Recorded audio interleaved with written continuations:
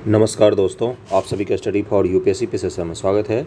एडुटेरिया का 7वां सेट है ये, और इसमें 10 टोटल सेट हैं, जिसमें 7 सेट पे हम लोग पहुंच गए हैं। ओके, 2 सेट जो हैं उसमें एक सीडीपीओ का पेपर है और एक 67th बीपीएससी का पेपर है, जो मैं पहले ही ऑलरेडी चैनल पर करवा चुका हूँ इससे पहले ही। तो यहाँ से शुरू करते हैं पहले क्वेश्चन से, और टेस्ट है तो टेस्ट के जैसे ही आप लोग देने की कोशिश करना। किसी क्वेश्चन के आंसर में कोई डाउट हो तो वो भी मुझे बताना, मैं उसको सही कर दूँ। ओके, पहला क्वेश्चन है कि भारतीय राष्ट्रपति के चुनाव संबंधी किसी विवाद को किसके सामने पेश किया जाता है। तो राष्ट्रपति और उपराष्ट्रपति इन दोनों के चुनाव से संबंधित जो भी विवाद होते हैं उसमें सर्वोच्च न्यायालय का एक अधिकार होता है, सुप्रीम कोर्ट का। ओके, सर्वोच्च न्यायालय ही इसको सॉल्व करती है। राज्य विधान परिषद में कितने सदस्य का नामांकन राज्यपाल द्वारा किया जाता है। तो दूसरा का आंसर हो जाएगा बी, 1/6 सदस्य। 73rd संविधान संशोधन कब लागू हुआ था। तो तीसरे का आंसर क्या हो जाएगा, 24 अप्रैल 1993 ईस्वी को। ओके, और पता ही है क्या था, पंचायती राज से संबंधित था। 24 अप्रैल 1993 को लागू किया गया था, और बलवंत राय मेहता समिति सबसे पहली समिति थी संविधान में पंचायती राज के लिए, है ना। विश्व में सर्वप्रथम लिखित संविधान का प्रारंभ किस देश में हुआ था। तो इसका आंसर हो जाएगा अमेरिका में। 1788 ईस्वी में इसको अपनाया गया था, अमेरिका के संविधान को। निम्न में से किस अनुच्छेद में वर्णित है कि एक ही व्यक्ति को 2 या 2 अधिक राज्यों का राज्यपाल बनाया जा सकता है। तो इसमें अनुच्छेद है 153, सी आंसर हो जाएगा। और एक चीज़, लिखित संविधान किसको कहते हैं। कोई भी ऐसा संविधान जिसका 51% से ज़्यादा हिस्सा जो है वो लिखित के में हो, उसी को लिखित संविधान कहा जाता है। जैसे ब्रिटेन है, ये यहाँ पर लिखित संविधान नहीं है, है ना, लेकिन भारत और अमेरिका में लिखित संविधान है। अगले क्वेश्चन पर चलते हैं। निम्न से कौन सा अनुच्छेद युग्म सुमेलित नहीं है। तो इसमें जो आंसर दिया मैं वो आपको बता देता हूँ। डी, अनुच्छेद 50 अंतर्राष्ट्रीय शांति व सुरक्षा की अभिवृद्धि, ये गलत है। आर्टिकल 50 में क्या है, शक्तियों का विभाजन किसके किसके बीच में।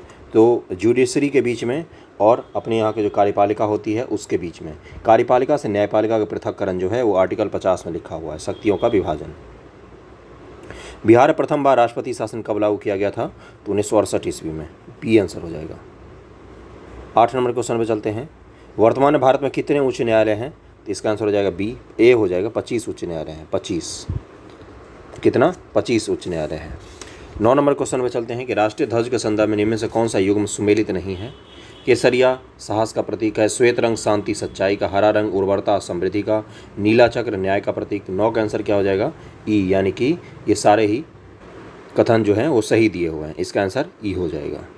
पिंगली वेंकैया हैं जिन्होंने अपने ध्वज का डिजाइन बनाया था। अगला है कि भारत के संविधान की प्रस्तावना में कितने प्रकार की समानता का उल्लेख किया गया है। इसका आंसर हो जाएगा 2 प्रकार की समानता। प्रतिष्ठा और अवसर की समता का वर्णन किया गया है। किसका किसका, क्या बोला मैंने, प्रतिष्ठा और अवसर की समता।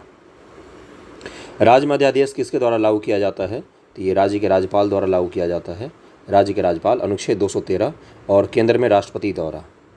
भारत में एकल संक्रमणीय मत प्रणाली का प्रयोग किया जाता है। तो इसका आंसर हो जाएगा ई, यानी कि भारत में राज्यसभा विधान परिषद के चुनाव में, राज्यसभा और विधान परिषद के चुनाव में एकल संक्रमणीय मत प्रणाली का प्रयोग किया जाता है। इसके अंतर्गत मतदाता के द्वारा केवल एक मत प्रदान किया जाता है, परंतु इसका प्रयोग वह वरीयता के रूप में करता है। इस प्रणाली में प्रत्याशियों को विजयी होने के लिए मतों का एक निश्चित कोटा प्राप्त करना अनिवार्य होता है। निम्न से किस राज्यपाल नियुक्त कर सकता है लेकिन उसे उसके पद से हटा नहीं सकता। इसका आंसर हो जाएगा ई, राज्य लोक सेवा आयोग के अध्यक्ष एवं सदस्य तथा राज्य निर्वाचन आयोग के अध्यक्ष व सदस्यों की नियुक्ति राज्यपाल के द्वारा की जाती है। राज्य लोक सेवा आयोग के अध्यक्ष और सदस्यों को हटाने की शक्ति राज्यपाल के पास नहीं है, बल्कि ये किसके पास है। तो ये राष्ट्रपति जी के पास है। ओके, तो राज्य के कौन कौन से हो गए, राज्य लोक सेवा आयोग और राज्य निर्वाचन आयोग दोनों ही। राज्यसभा का गठन सर्वप्रथम कब हुआ था। तो इसका आंसर हो जाएगा बी, 3 अप्रैल 1952 ईस्वी को, 1952 को। डॉक्टर एस राधाकृष्णन राज्यसभा के पहले अध्यक्ष थे। वी कृष्णमूर्ति राज्यसभा के पहले उपाध्यक्ष थे। तो 14 का आंसर क्या था, 3 अप्रैल 1952। 15 निम्न से कौन सा युग्म सुमेलित नहीं है। तो 15 का आंसर हो जाएगा बी, राज्यसभा के सदस्यों का निर्वाचन जो है आयरलैंड से नहीं लिया गया है, और सुमेलित नहीं में पूछा है। तो राज्यसभा के लिए साहित्य, कला, विज्ञान और समाज सेवा में योगदान के सदस्यों का मनोनयन विचार आयरलैंड से लिया, लेकिन जो निर्वाचन पद्धति है ना इनकी, आयरलैंड से तो लिया गया, लेकिन निर्वाचन की जो पद्धति है वो हमने कहाँ से लिया है। तो साउथ अफ्रीका से लिया है। देखो यहाँ पर क्या लिखा हुआ, राज्यसभा के सदस्यों का निर्वाचन। तो निर्वाचन उनका जो होता है ये हमने साउथ अफ्रीका से लिया हुआ है। अगला है, यदि 60 डिग्री पूर्वी देशांतर पर पूर्वाह्न 10 बजे हैं, 60 डिग्री पूर्वी देशांतर पर पूर्वाह्न 10 बजे हैं, तो 92 डिग्री पूर्वी देशांतर पर शिलांग का समय क्या होगा? तो 16 का आंसर क्या हो जाएगा? बी हो जाएगा, 12:38 अपराह्न बज रहा होगा शिलांग में। ओके। निम्न से कौन सी जनजाति ध्रुवीय क्षेत्र में निवास करती है? तो 17 का आंसर क्या हो जाएगा? एस्किमो जनजाति जो होती है ध्रुवीय क्षेत्र में निवास करती है, एस्किमो। 2011 की जनगणना के अनुसार बिहार के किस जिले में सर्वोच्च घनी आबादी दर्ज की गई है? 18 का आंसर हो जाएगा ए, शिवहर में सबसे ज़्यादा सर्वोच्च घनी आबादी है। जो 2011 की जनगणना है उसके हिसाब से 1880 आदमी रहते हैं शिवहर में 1 किलोमीटर के एरिया में, 1880। बिहार राज्य का जनसंख्या घनत्व कितना है? तो 1106 है। भारत का कितना है? तो 382। निम्न से कौन सुमेलित नहीं है? आरावली, गुरु शिखर, चोटी पूछा है, नीलगिरी, डोडाबेट्टा, सतपुरा, धूपगढ़, अन्नामलाई, अन्नाईमुडी। तो इसका आंसर क्या हो जाएगा? 19 का आंसर हो जाएगा ई, यानी कि इसके सभी सुमेलित हैं, सभी सही हैं इसमें। अगला है, फ्रांस और जर्मनी के बीच कौन सी सीमा रेखा स्थित है? तो 20 का आंसर हो जाएगा ए, यानी कि मैगीनाट जो रेखा है, फ्रांस और जर्मनी के बीच सीमा रेखा है, मैगीनाट। चैलेंजर एवं डॉल्फिन कटक किस महासागर में स्थित है? 21 का आंसर हो जाएगा बी, अटलांटिक महासागर में है। अफ्रीका में एटलस पर्वत का विस्तार किस क्षेत्र में है? तो अगर अफ्रीका को देखोगे, है ना, तो इस क्षेत्र में आपको दिखेगा एटलस पर्वत, है ना। तो कौन सा हो गया ये? उत्तर पश्चिमी का इलाका हो गया। 22 का आंसर क्या हो जाएगा? 22 का आंसर हो जाएगा बी, उत्तर पश्चिम इलाका। दक्षिण पूर्व एशिया में एकमात्र भू आबद्ध देश कौन सा है? दक्षिण पूर्व एशिया की बात कर रहा है, जो भारत के इधर है, वियतनाम, वो उन सब देशों की बात कर रहा है। तो यहाँ पर एकमात्र है, वो है लाओस, बहुत ही गरीब देश है लाओस। अगला है, निम्न से कौन सा सुमेलित नहीं है? तो 24 का आंसर क्या हो जाएगा? विश्व का सबसे ऊंचा जलप्रपात टुगेला प्रपात है, यही गलत दिया हुआ है इसमें। विश्व का सबसे ऊंचा जलप्रपात एंजिल जलप्रपात है, जो वेनेजुएला में स्थित है। और कौन से पर? यह कैरानी नदी पर, कैरानी नदी की सहायक नदी चुरून पर अवस्थित है। कौन सी? विक्टोरिया जलप्रपात, सॉरी एंजिल जलप्रपात जिसको बोलते हैं, एंजिल जलप्रपात। वेनेजुएला, एंजिल जलप्रपात। नदी कौन सी मैंने बोली? तो चुरून नदी बोला मैंने। भारत में सर्वाधिक मैंग्रोव किस राज्य में स्थित है? तो 25 का आंसर क्या हो जाएगा? पश्चिम बंगाल में है। जहांगीर द्वारा किस राजकुमार को बिहार का प्रांतपति नियुक्त किया गया था? तो 26 का आंसर हो जाएगा ए, परवेज को। 27 से निम्न से किस कर्नाट वंशीय शासक ने कर्नाटकुलम भूषण की उपाधि धारण की थी? तो ये थे नान्यदेव। अकबर ने किस जैन आचार्य को युग प्रधान की उपाधि दी थी? तो इनका नाम क्या था? जिन चंद्र सूरी, बी आंसर हो जाएगा। अकबर ने जैन धर्म के आचार्य हरविजय सूरी को जगत गुरु और जिनचंद सूरी जी को युग प्रधान की उपाधि दी थी। जो क्या नाम बोला मैंने? हरविजय सूरी जी हैं, सूरी जी, इनको दिया था जगत गुरु की उपाधि। इसको भी ध्यान में रखना, बीपीएससी ने पूछा है। निम्न से किस चोल वंशीय शासक ने गंगा घाटी का अभियान किया था? तो इसका नाम था राजेंद्र प्रथम। गंगई कोंड चोलपुरम इसने नगर भी बसाया था इसके बाद, गंगा विजय के बाद। समुद्रगुप्त जिस मार्ग से जीतते हुए चोल नगरी पहुंचा था, मतलब दक्षिण भारत पहुंचा था, तमिलनाडु, उसी रास्ते से ये जीतते हुए उत्तर भारत पहुंचा था बाद में। ओके। निम्न में से किसने कहा था कि मोहम्मद तुगलक में पागलपन का कुछ अंश था? तो इसका नाम है, 30 का आंसर हो जाएगा सी, एल्फिंस्टन ने कहा था। निम्न से विजयनगर किस शासक के काल में अब्दुल रज्जाक ने विजयनगर की यात्रा की थी? 31 का आंसर क्या हो जाएगा? देवराय द्वितीय थे उस समय शासक। और ये फारसी यानी कि ईरानी राजदूत अब्दुल रज्जाक ने विजयनगर की यात्रा की थी। उसने विजयनगर को संसार का सबसे शानदार नगर में से एक बताया था। गुप्त संवत की शुरुआत किसने की थी? तो इसका आंसर हो जाएगा चंद्रगुप्त प्रथम ने। अगले पर चलते हैं, किस अभिलेख में अशोक ने स्वयं को मगध का सम्राट बताया है? तो 33 का आंसर क्या हो जाएगा? भाब्रू बैराट लघु शिलालेख, डी आंसर हो जाएगा। निम्न से किस में राजा को विषमत्ता अर्थात उत्पादक वर्गों का भक्षक कहा गया है? तो 34 का आंसर हो जाएगा ए, ऐतरेय ब्राह्मण में कहा गया है ये। अच्छा क्वेश्चन था ये। अशोक द्वारा बौद्ध धर्म प्रचारक रूप में श्रीलंका किसे भेजा गया था? तो 35 का आंसर क्या हो जाएगा? ई दिया हुआ है। अशोक ने महेंद्र व संघमित्रा को धर्म प्रचारक रूप में श्रीलंका भेजा था, जबकि महारक्षित को कहाँ भेजा था? ये जो महारक्षित हैं इनको यवन भेजा था, यवन देश, एवं मज्जिम को हिमालयवर्ती देश में बौद्ध धर्म प्रचार के लिए भेजा गया था, मज्जिम को। तो महेंद्र और संघमित्रा ये दोनों ही गए थे श्रीलंका। 36 नंबर है, चंद्रगुप्त द्वितीय का संदीप विग्रही की निम्नलिखित में से कौन था? तो 36 का आंसर क्या हो जाएगा? इसका आंसर हो जाएगा बी, वीरसेन। निम्न में से किस तीर्थंकर का प्रतीक चिन्ह मृग था? तो 37 का आंसर क्या हो जाएगा? ए शांतिनाथ जी का। शांतिनाथ जी का मृग है। संभवनाथ जी का कौन सा है? अश्व, घोड़ा। और मल्लीनाथ जी का कौन सा है? तो कलश। अरिष्टनेमी जी का कौन सा है? तो शंख। शक्रादित्य किस गुप्त शासक की उपाधि थी? तो 38 का आंसर क्या हो जाएगा? ये स्कंदगुप्त की उपाधि थी, शक्रादित्य। ओके, स्कंदगुप्त उपाधि शक्रादित्य की थी। इसकी जानकारी कहोम अभिलेख से मिलती है। कौन सा अभिलेख? कहोम अभिलेख। कहोम अभिलेख। ह्वेनसांग ने नालंदा संघाराम बनाने वाले शासकों में शक्रादित्य के नाम का उल्लेख किया है। किस मत के अनुयायियों को पंचार्थिक कहा जाता था? तो 39 का आंसर हो जाएगा ए पाशुपत। पाशुपत ये किसका होता है? तो शैव धर्म का ही है। एक शैव धर्म में भी अलग अलग, शैव संप्रदाय में भी अलग अलग फिर बट गए, उसी में से एक है पाशुपत। इसी में कापालिक भी आता है, जो तांत्रिक होते हैं मूल रूप से। हड़प्पा लिपि में मूल चिन्हों की संख्या कितनी थी? तो 40 का आंसर क्या हो जाता है? डी 64। निम्न से किस वर्ष मुंडा जनजाति के खुटकट्टी व्यवस्था को ब्रिटिश सरकार द्वारा मान्यता प्रदान किया गया? तो ये वर्ष था 1903 ईस्वी। खुटकट्टी व्यवस्था को मान्यता दिया गया था। खुटकट्टी व्यवस्था होता क्या था? तो मुख्य रूप से जनजातियों में संयुक्त संपत्ति की अवधारणा थी। मतलब ज्वाइंट क्या बोलते हैं उसको, लैंड होता था उनका, बहुत सारे कबीलों को मिलाकर एक ही ज़मीन के टुकड़ा होता था, पूरा का पूरा कबीलों का, किसी का पर्टिकुलर उस पर अधिकार नहीं होता था। गांधी जी को चंपारण छोड़ने का आदेश निम्न से किसने दिया था? तो इनका नाम था WB हाईकॉक। ओके, लेकिन गांधी जी ने क्या बोला? अपना आदेश अपने पास रखो।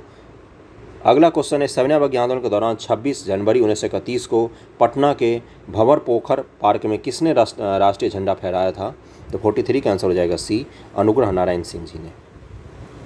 बिहार में किस वर्ष भूकंप प्रभावित क्षेत्रों का दौरा करने के लिए महात्मा गांधी आए थे? तो 1934 का जो बिहार का भूकंप है, ये सबसे आज तक का खतरनाक भूकंप था।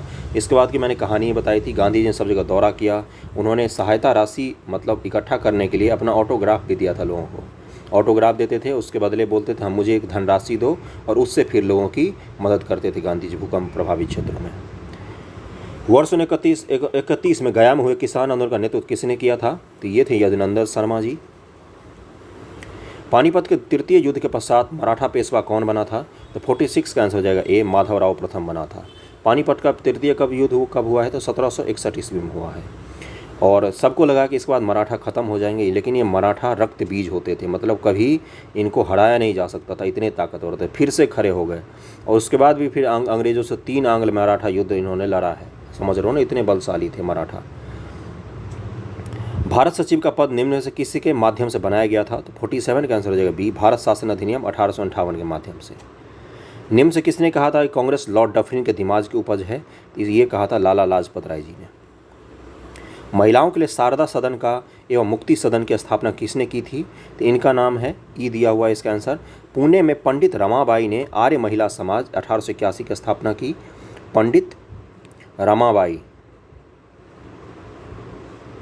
ओके, पंडित रमाबाई ने आर्य महिला समाज की स्थापना की।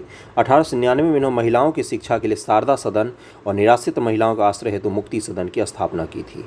तो पंडिता रमाबाई ने ही स्थापना किया था शारदा सदन और मुक्ति सदन का 1899 ईस्वी में और 1881 ईस्वी में। इसको जरूर ध्यान में रखना। किस वर्ष बम्बई या मद्रास में सती प्रथा पर प्रतिबंध लगा दिया गया था? तो ये वर्ष था 1830 ईस्वी। अरिपुरम आंदोलन या एजवा आंदोलन है ना, निम्न से किस स्थान पर हुआ था? तो ये हुआ था केरल में। और मुख्य रूप से क्या था ये? तो ये अरिपुरम आंदोलन या एजवा आंदोलन 1888 में केरल में एक धार्मिक सुधार आंदोलन था। किनके नेतृत्व में हुआ था? तो श्री नारायण गुरु हैं, इनका नाम जरूर ध्यान रखना। दलित आंदोलन के प्रमुख नेताओं में से एक है श्री नारायण गुरु। ये केरल के एजवा जाति से यह आंदोलन प्रमुख रूप से किस लिए था?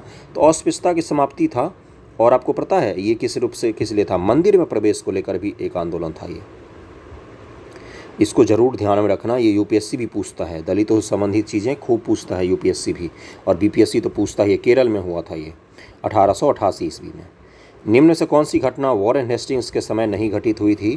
तो 52 का आंसर हो जाएगा ई, यानी कि इसमें दिया हुआ है कि वॉरेन हेस्टिंग्स कलकत्ता उच्च न्यायालय का स्थापना, ये भी सही है। मैंगलोर की संधि, ओके, ये भी सही है। पिट्स इंडिया एक्ट, ये भी सही है। प्रथम आंग्ल मराठा युद्ध, ये भी सही है, सारे ही सही हैं। और श्री नारायण गुरु जी वाला जो क्वेश्चन था, इनके बारे में एक चीज़ और बता देता हूँ। इन्होंने क्या बोला था श्री नारायण गुरु ने कि इंसान का क्या है? एक ईश्वर इनका नारा पूछता है एक ईश्वर, एक जाति और एक धर्म है। इसको याद रखना, और एक धर्म,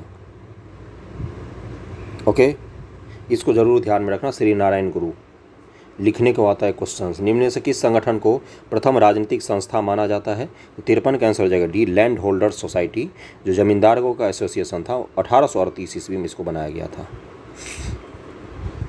कांग्रेस के किस अधिवेशन दादा भाई नौरोजी ने धन के निष्कासन का सिद्धांत पेश किया था? तो ये था 1896 का अधिवेशन कलकत्ता में। 1896 की और क्या खासियत है? वंदे मातरम गीत पहली बार यहीं पर गाया गया था, इसको भी ध्यान में रखना।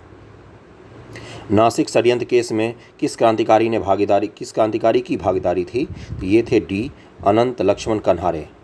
1909 ईस्वी में गणेश सावरकर को सजा देने की प्रतिक्रिया के स्वरूप नासिक अप्रिय जिला दंडनायक जैक्सन की हत्या इन्होंने कर दी थी गोली मारकर।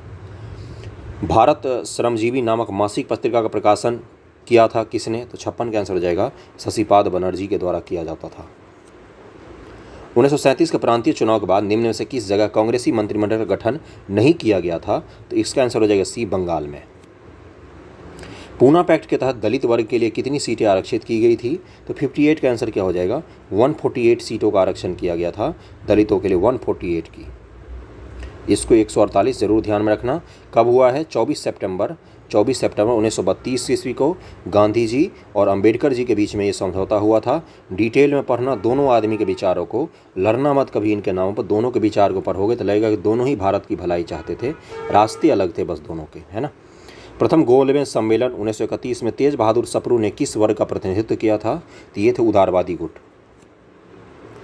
अगले पर चलते हैं। शक्ति के विरुद्ध इस अधिकार की इस लड़ाई में मैं विश्व की सहानुभूति चाहता हूँ, गांधी जी ने उपरोक्त कथन कब कहा था? तो 60 का आंसर हो जाएगा बी, 1930 ईस्वी में कहा था, सविनय अवज्ञा आंदोलन के दौरान। जनवरी 1923 में स्वराज पार्टी की स्थापना किस स्थान पर की गई थी? तो इसका आंसर क्या हो जाएगा? ई, जनवरी 1923 में इलाहाबाद में। कहाँ पर? इलाहाबाद में स्वराज पार्टी की स्थापना की गई थी। किनके द्वारा? तो सी आर दास जी थे और मोतीलाल नेहरू जी के द्वारा। फ्रेजर आयोग का संबंध निम्न में से किससे है? तो 62 का आंसर क्या हो जाएगा? पुलिस सुधार से संबंधित है फ्रेजर आयोग। एंड्रयूज फ्रेजर का नाम सुना होगा, 1902 ईस्वी में आया है। फ्रेजर आयोग पुलिस में सुधार के लिए आया था। आयोग ने पुलिस बल संख्या बढ़ाने, पुलिस अधिकारियों की सीधी नियुक्ति, पर्याप्त वेतन और प्रशिक्षण आदि की सिफारिश की थी। उदंड मार्तंड नामक पत्र के संपादक या संस्थापक निम्न से कौन थे? ये थे जुगल किशोर जी, सी आंसर हो जाएगा। उदंड मार्तंड की एक खासियत क्या है? तो ये प्रथम हिंदी समाचार पत्र था, इसलिए इसको ध्यान में रखना, लिख के रख लेना। प्रथम हिंदी समाचार पत्र कौन सा? तो उदंड मार्तंड और जुगल किशोर जी। इसकी स्थापना 1826 में कलकत्ता में हुई थी। निम्न से किसे भारत में रेलवे का जनक कहा जाता है? तो ये है लॉर्ड डलहौजी। 1937 को भारत में स्थापित संघीय न्यायालय का प्रथम मुख्य न्यायाधीश कौन था? तो आपको पता है वॉरेन हेस्टिंग्स का दोस्त था ये, जॉर्ज इम्पे नाम था इसका। ओके, नहीं, इसमें इसका आंसर दिया हुआ है, मैं इसको करेक्ट करता हूँ। एलिजा इम्फे बाद में आया है। ओके, 1937 में पूछ रहा है। 1937 मैंने कब का बता दिया? 1773 का बता दिया, supreme court of India Kolkata की, है ना, जो 1773 के एक्ट के द्वारा। उसमें कौन था? ये इलाजे इम्फे नाम था उसका, इम्फे था उसका, वो था वॉरेन हेस्टिंग्स का दोस्त। 1935 के एक्ट के द्वारा जो भारत के सुप्रीम कोर्ट की स्थापना हुई है, तो उस समय हमारा प्रथम मुख्य न्यायाधीश कौन था? तो 65 का आंसर क्या हो जाएगा? इसका आंसर हो जाएगा सी, सर मॉरिस ग्वेयर जो थे, ये प्रथम भारत के मुख्य न्यायाधीश बने हैं 1937 ईस्वी में, जब सुप्रीम कोर्ट ऑफ इंडिया की स्थापना हुई है। तब जब 1773 के एक्ट के द्वारा सुप्रीम कोर्ट की स्थापना हुई है, तब उसमें इलेजा एम्फे जो था वो था मुख्य न्यायाधीश। मई 2022 में क्वाड लीडर शिखर सम्मेलन 2022 का आयोजन कहाँ पर किया गया? तो 66 का आंसर हो जाएगा ए, टोक्यो में। ध्यान में रखना, कांस फिल्म फेस्टिवल के 75वें संस्करण किस देश को कंट्री ऑफ ऑनर का दर्जा दिया गया है? तो ये था भारत इस बार। मई 2022 से बंगाल की खाड़ी में आए चक्रवाती तूफान का नाम आसानी किस देश ने रखा था? ये रखा था श्रीलंका ने इस बार। अगला है, किसानों को आवश्यक वैज्ञानिक जानकारी प्रदान करने के उद्देश्य से प्रधानमंत्री मोदी द्वारा किस राज्य में दूधवानी नामक एक सामुदायिक रेडियो स्टेशन का उद्घाटन किया गया है? तो ये गुजरात में शुरू किया गया है। दूधवानी नामक रेडियो स्टेशन चलाया गया है, किसके लिए? तो दुग्ध उत्पादकों के लिए। 71 है कि 21वीं हिंद महासागर रिम एसोसिएशन की वार्षिक मंत्रिपरिषद की बैठक का आयोजन किस देश में किया गया है? तो 70 का आंसर हो जाएगा सी, बांग्लादेश में। हाल ही में जारी आंकड़ों के अनुसार कथनों पर विचार कीजिए। महाराष्ट्र सब्जियों का शीर्ष उत्पादक राज्य बन गया है। आंध्र प्रदेश शीर्ष फल उत्पादक राज्य है। तो 71 का आंसर क्या हो जाएगा? बी। केवल 2 सही है। जो शीर्ष सब्जी उत्पादक, मैं पढ़ देता हूँ यहाँ पर जो दिया हुआ है। वित्त वर्ष 2021-22 के लिए सब्जी उत्पादन में 3 राज्य शीर्ष पर हैं। पहले पर कौन सा राज्य है? तो पहले पर है यूपी, उसके बाद से वेस्ट बंगाल, उसके बाद से एमपी आता है। शीर्ष सब्जी उत्पादक की मैं कह रहा हूँ। और फल उत्पादन में पहले स्थान पर है आंध्र प्रदेश, दूसरे नंबर पर है महाराष्ट्र, तीसरे नंबर पर है यूपी। फल उत्पादन में आंध्र प्रदेश, महाराष्ट्र, यूपी। सब्जी उत्पादन में यूपी, वेस्ट बंगाल और एमपी। ये पूछता है यूपीपीएससी खूब, इसलिए इसको जरूर ध्यान में रखना। हाल ही में किस राज्य की सरकार ने सरकारी स्कूल में 9 से 12वीं की हिंदी और संस्कृत पुस्तक में गीता सार पाठ्यक्रम शामिल करने की घोषणा की है? तो ये राज्य है हिमाचल प्रदेश। भारत का पहला शिल्प कला म्यूजियम किस शहर में बनाया जाएगा? तो ये पटना में बनाया जा रहा है। बिहार का पहला नगर वन किस जिले में बनाया जाएगा? जो सिटी फॉरेस्ट होते हैं उनको बात कर रहा है, तो गया में बनाया जाएगा पहला। वित्तीय वर्ष 22-23 के लिए बिहार के उप मुख्यमंत्री सह वित्त मंत्री ताराकिशोर प्रसाद द्वारा कितने रुपए का बजट पेश किया गया था? इसका आंसर हो जाएगा ए। 2,37,691 करोड़। केंद्रीय बजट 2022-23 में चर्चा में रहा RAMP योजना, रैंप योजना का संबंध किस क्षेत्र से है?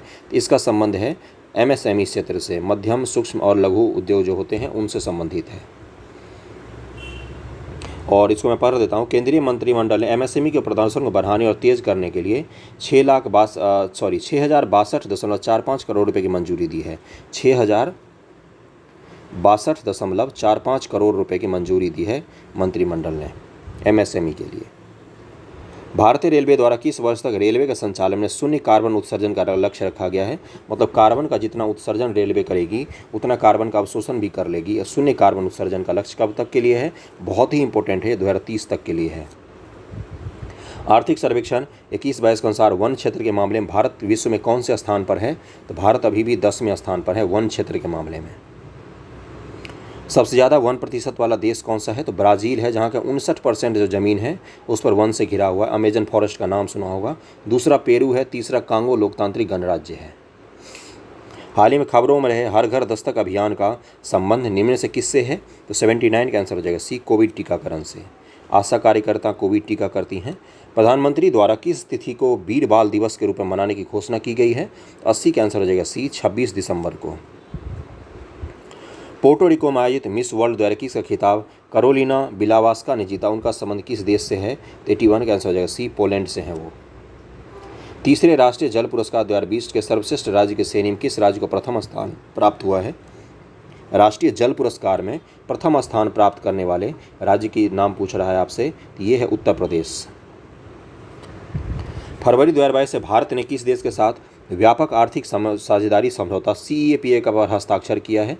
83 का आंसर हो जाएगा UAE के साथ किया है।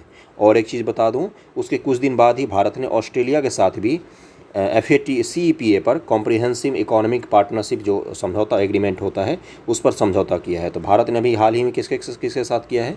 ऑस्ट्रेलिया के साथ और UAE के साथ। और जो यूरोपियन यूनियन है इसके साथ भी हमारी वार्ता चल रही है। आने वाले समय में इसका भी घोषणा हो जाएगा। हाल ही world game athlete of the year 2021 का पुरस्कार किसे दिया गया है? तो ये है PR श्रीजेश हैं। पूर्व हॉकी कप्तान हैं और टोक्यो ओलंपिक 2020 में कांस्य पदक विजेता टीम का हिस्सा थे PR श्रीजेश। पंडित बिरजू महाराज का निधन 17 जनवरी 2022 को हो गया। वह किस नृत्य शैली के लिए मशहूर थे? पंडित बिरजू महाराज। तो ये कथक के लिए। कथक का संबंध कहाँ से है? तो कथक यूपी का नृत्य है कथक। अगले पर चलते हैं। हाल ही फिक्की के नए अध्यक्ष के रूप में किसे नियुक्त किया गया है? तो इसका आंसर क्या हो जाएगा? 86 का आंसर हो जाएगा संजीव मेहता।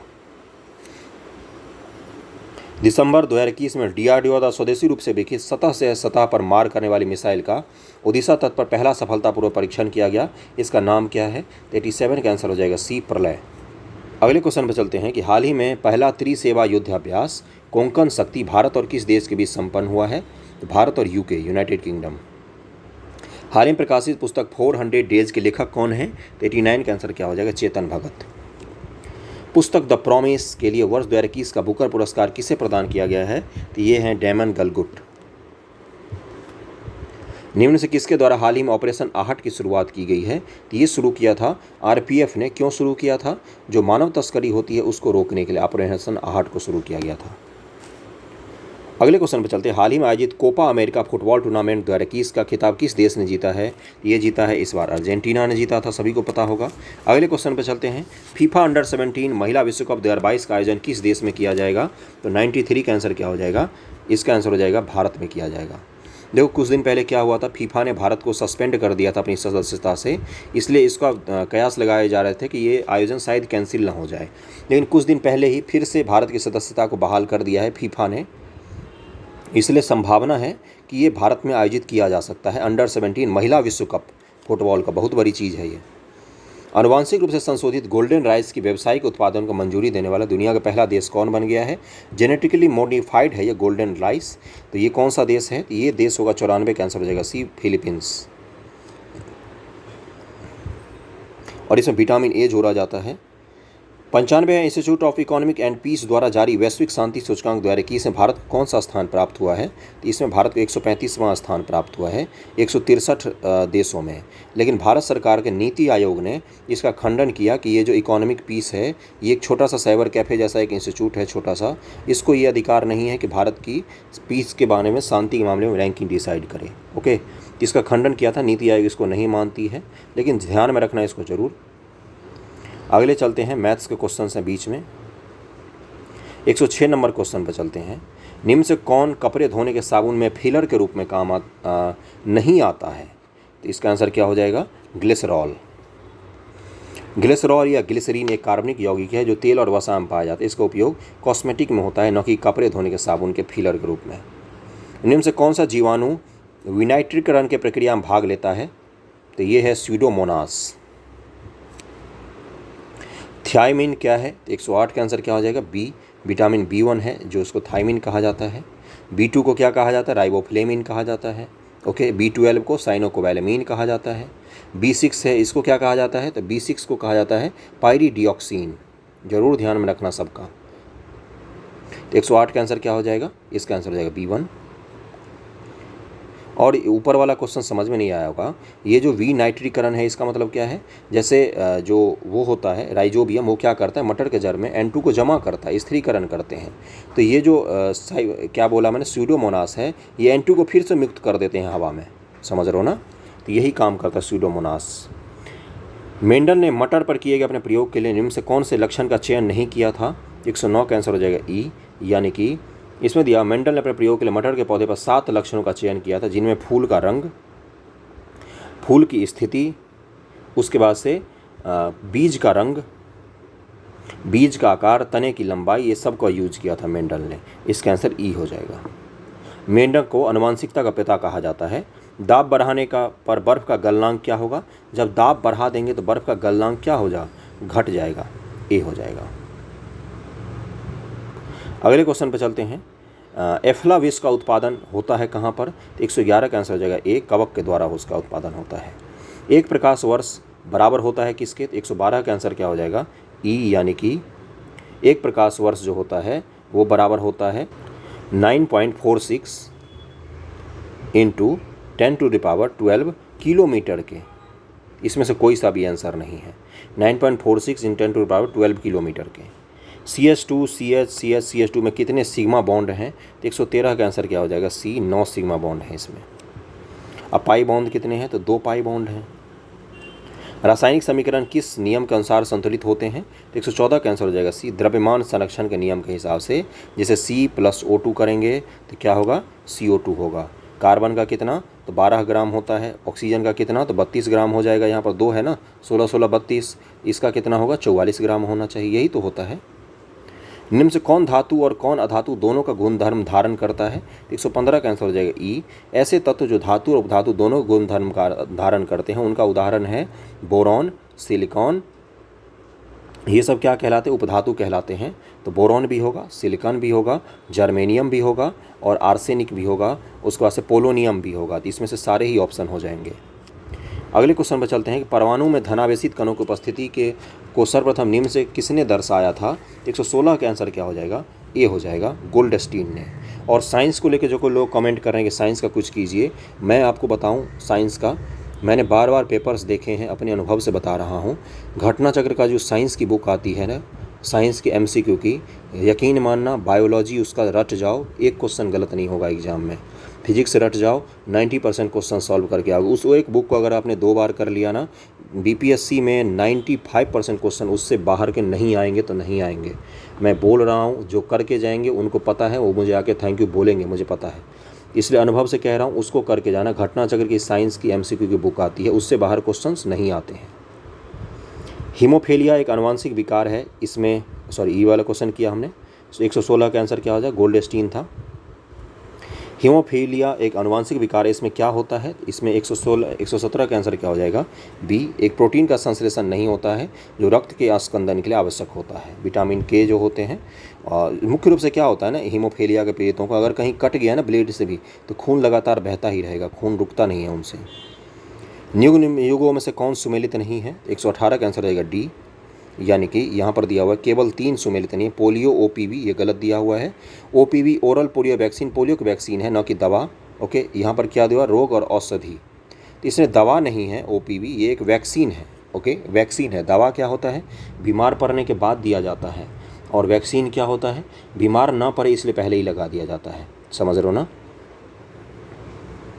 निम्न में से किस पौधे को जड़, तना और पत्तियों में विभेदित नहीं किया जा सकता, तो ये 119 का आंसर हो जाएगा C। स्पाइरोगाइरा, ये पौधे जो होते हैं इनको विभेदित नहीं किया जा सकता। निम्न से कौन सा दुग्ध प्रोटीन मिल्क प्रोटीन है, तो 120 का आंसर हो जाएगा C, कैसीन। एंटीबायोटिक के बारे में इनसे कौन सा कथन सही नहीं है, तो 121 का आंसर हो जाएगा D। एंटीबायोटिक्स के दुष्प्रभाव में डिप्थीरिया, फैलेरिया और चेचक शामिल होते हैं, ये गलत दिया हुआ है। ये सब तो वायरस जनित रोग हैं। अगले चलते हैं, यकृत में यूरिया का संश्लेषण होता है, तो 122 का आंसर क्या हो जाएगा D। ऑर्निथीन चक्र द्वारा, ऑर्निथीन चक्र द्वारा यकृत में यूरिया का संश्लेषण होता है।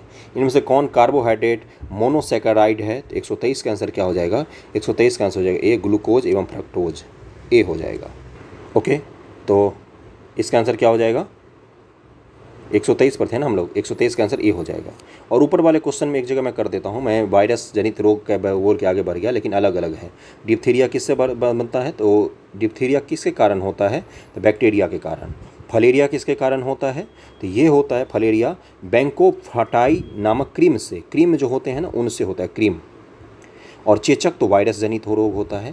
तो ये तीनों जो हैं ये एंटीबायोटिक के दुष्प्रभाव से कभी नहीं हो सकते हैं। इसको मैंने एक्सप्लेन कर दिया है ऊपर आके। जो 124 है कि यदि किसी गेंद को ऊर्ध्वाधर रूप से फेंका जाए तो गुरुत्वीय त्वरण किस दिशा में आरोपित होगा, तो 124 का आंसर क्या हो जाएगा, 124 का आंसर दिया हुआ है यहाँ पर A, गेंद की गति के विपरीत दिशा में। ऊपर फेंक रहे हो गेंद तो नीचे ही तो लगेगा ना हमेशा, ग्रेविटी। रासायनिक रूप से जल क्या है, तो 125 का आंसर क्या हो जाएगा B, एक ऑक्साइड है। गति के दूसरे नियम के अनुसार किसी दिए हुए बल के लिए उत्पन्न त्वरण व्युत्क्रमानुपाती होता है किसका, तो ये वस्तु के द्रव्यमान का। ओके, फोर्स इक्वल टू क्या होता है, मास इनटू एक्सेलरेशन होता है। तो किसका पूछा है आपसे, त्वरण का पूछा है। इसका आंसर क्या हो जाएगा, A बराबर क्या हो जाएगा F अपॉन M हो जाएगा। M क्या है, M द्रव्यमान ही तो है, यही तो है। अनुप्रस्थ तरंगे क्या है, 127 का आंसर किसी का भी गलत नहीं होना चाहिए मेरे हिसाब से। इन तरंगों में माध्यम के कण तरंगों के संचरण की दिशा के लंबवत दिशा में कंपन करते हैं। वायु में सल्फर डाइऑक्साइड द्वारा प्रदूषण का सूचक कौन सा है, तो ये है लाइकेन। 128 का आंसर क्या हो जाएगा, लाइकेन। जहाँ भी आपको लाइकेन दिखे, काई जैसा दिखे पेड़ पौधों पर लगा हुआ, समझ जाना वहाँ सल्फर का प्रदूषण नहीं है।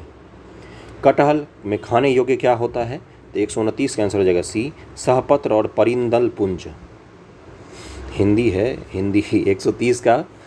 निम्न से कौन सा विद्युत चुंबकीय तरंगों का गुण नहीं है, तो इसका आंसर हो जाए A, विद्युत चुंबकीय तरंगें व्यक्तीकरण तथा विवर्तन नहीं दिखाती हैं, यही इसके गुण नहीं है। रासायन प्रयोगशाला में उपयोग में लाए जाने वाले लिटमस का प्राप्त किया जाता है कहाँ से, इसको लाइकेन से ही प्राप्त किया जाता है। जो लिटमस पेपर पढ़ते हो ना, उस पर एसिड से बेस, बेस से एसिड, वो लाइकेन का ही बनता है। लाइकेन बड़ा ही सेंसिटिव होता है। लाइकेन को इंडिकेटर भी कहा जाता है, प्रदूषण का इंडिकेटर। बाह्यकर्ण का कठोर लचीला भाग बना होता है किस चीज़ का, तो इसके 32 का आंसर क्या हो जाएगा C, उपास्थि का। एंजाइम से संबंधित गलत कथन की पहचान कीजिए। 133 का आंसर क्या हो जाएगा? इसका दिया हुआ है ई। एंजाइम जैविक उत्प्रेरक है, सही है। एंजाइम प्रोटीन से बनता है। उत्प्रेरक की तरह एंजाइम अभिक्रिया की गति को तेज कर देता है, ये भी सही है। जीवों में ज़्यादातर अभिक्रियाएं एंजाइम के प्रभाव से होती हैं, सारे के सारे ही सही हैं। हमारे भोजन के पाचन में एंजाइम जो होता है वो मदद करता है। एक्वारेजिया में नाइट्रिक एसिड एवं हाइड्रोक्लोरिक एसिड निम्न से किस अनुपात में उपस्थित रहते हैं? 134 का आंसर क्या हो जाएगा? ए, यानी कि 1:3 के अनुपात में। 135 नंबर क्वेश्चन पर चलते हैं कि 60 वाट का एक रेडियो यदि 50 घंटा चलता है उसके द्वारा कितनी विद्युत ऊर्जा का उपयोग किया जाएगा? इसका आंसर हो जाएगा ए, 3 किलोवाट ऊर्जा का। अर्थव्यवस्था के प्राथमिक क्षेत्र के अंतर्गत किन आर्थिक क्रियाकलापों को सम्मिलित नहीं किया जाता है? इसमें कौन सा सम्मिलित नहीं होगा? इसका आंसर हो जाएगा ई, यानी कि ये सारे ही सम्मिलित किए जाएंगे। ये सब मैं पढ़ा चुका हूँ। निम्न से कौन भारत की प्रमुख आयात वस्तु है? आयात वस्तु कौन सी है? तो 137 का आंसर हो जाएगा सी, कच्चा तेल। महारत्न कंपनियों के बारे में निम्न से कौन सा कथन सही नहीं है? तो 138 का आंसर हो जाएगा ई, यानी कि उपयुक्त में से कोई नहीं, एक से ज़्यादा इसका आंसर दिया हुआ है। महारत्न कंपनी धारण का प्रारंभ 4 फरवरी 2009 को किया गया था, तो इसका आंसर क्या हो जाएगा? इसका आंसर दिया हुआ ई, यानी कि सारे ही कथन इसमें सही हैं। किस वर्ष रुपए के चालू खाते में पूर्ण परिवर्तन घोषित किया गया था? 139 का आंसर क्या? किस में? चालू खाते में पूर्ण परिवर्तनीयता, पूंजी की परिवर्तनीयता जब आप पढ़ोगे तो वहाँ पर है चालू खाता में पूर्ण परिवर्तनीयता कब घोषित किया गया है? तो 1994 ईस्वी में घोषित किया गया था, 19 अगस्त 1994 को। नेशनल प्लानिंग कमेटी का गठन किसके निर्देशन पर किया गया था? इसका आंसर हो जाएगा सी, सुभाष चंद्र बोस के निर्देशन पर 1938 ईस्वी में। भारत में आयकर निम्न से किसका उदाहरण है? 141 का आंसर क्या हो जाएगा? डी, प्रगतिशील और कर और प्रत्यक्ष कर का उदाहरण है। आय बढ़ने पर आपका कर का मात्रा बढ़ता जाएगा, इसी को बोलते हैं प्रगतिशील कर और प्रत्यक्ष कर। जैसे कोई 1 लाख रुपए कमा रहा है तो उसको शायद कर ना देना पड़े, 10 लाख कमाने पर हो सकता है 10% लगे, और 10 करोड़ कमाने पर आपको 30% का कर देना पड़ सकता है। इसी को क्या बोलते हैं? प्रगतिशील कर और प्रत्यक्ष कर। वित्तीय वर्ष 21-22 में भारत के वास्तविक जीडीपी वृद्धि दर कितनी अनुमानित की गई है? तो 142 का आंसर हो जाएगा ए, 11%। 143 पर हम लोग पहुंच गए। निकृष्ट मुद्रा में आरक्षी मुद्रा को चलन से बाहर करने की प्रवृत्ति होती है, यह किसका नियम है? मतलब नकली मुद्रा में असली मुद्रा को चलन से बाहर कर देती है, किसका नियम है? तो इसका आंसर हो जाएगा डी, सर थॉमस ग्रेसम का नियम है ये। निम्न से किस रिपोर्ट का प्रकाशन अंतर्राष्ट्रीय श्रम संगठन नहीं करता है? 144 का आंसर हो जाएगा B, gender social norms index जो होता है इसका प्रकाशन यूएनडीपी के द्वारा किया जाता है। बी आंसर हो जाएगा। गोल्डन स्टेटस प्रमाण पत्र संबंधित है किससे? तो 145 का आंसर हो जाएगा बी, निर्यात कोष से संबंधित है। अगला है 2021-22 के लिए कर्मचारी भविष्य निधि जमा राशि के लिए सरकार द्वारा अनुमानित ब्याज की नई दर क्या है? ईपीएफ पर जो ब्याज मिलता है उसका दर पूछा है आपसे, तब 8.1% का ब्याज मिलेगा कर्मचारी भविष्य निधि पर। सभी मूल्यवर्ग के भौतिक स्टाम्प पेपरों को समाप्त करने के बाद किस राज्य के शासित प्रदेश ने ई स्टैंपिंग की सुविधा शुरू की है? इसका आंसर हो जाएगा बी, पंजाब ने शुरू किया है इसको। 148 पर हम लोग पहुंच गए। हाल ही में एनएसओ की रिपोर्ट के अनुसार 21-22 में भारत की जीडीपी वृद्धि का अनुमान क्या है? इस बार जीडीपी का वृद्धि का अनुमान इसने रखा है, एनएसओ ने 8.7%।